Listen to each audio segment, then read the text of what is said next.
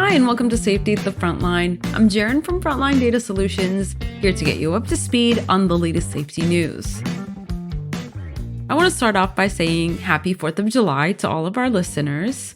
Last week, we talked about the country being in the grips of heat waves and how scientists no longer doubt the fact that climate change is making matters worse, right? Well, this week, we're opening with the fact that the Supreme Court has constrained the EPA's power to regulate greenhouse gases. The court has decided that the Clean Air Act does not give the EPA broad authority to regulate greenhouse gas emissions from power plants that contribute to global warming. The decision is considered a major step in the wrong direction, especially at a time when we're witnessing the impact of climate change in our day-to-day lives. On to the next news. We haven't really mentioned food-related outbreaks much here on the podcast, and this week we want to cover a little bit about what's going on in food safety. As of today, the FDA is investigating several food-related outbreaks of infections. Sources of pathogens behind the outbreak infections have not been identified in 5 of 9 outbreaks.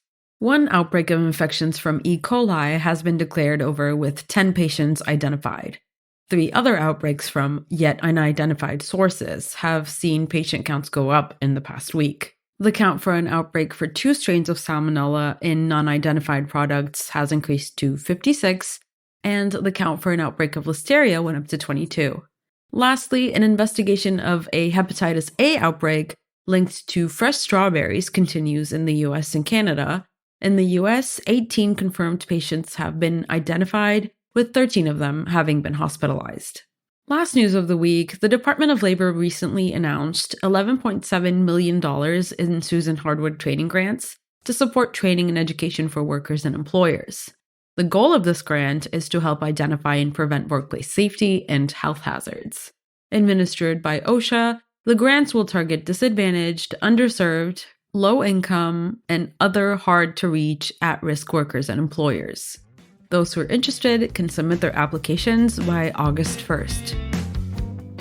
Don't forget to subscribe to our podcast for more EHS updates. And in the meantime, stay safe and stay tuned for next week.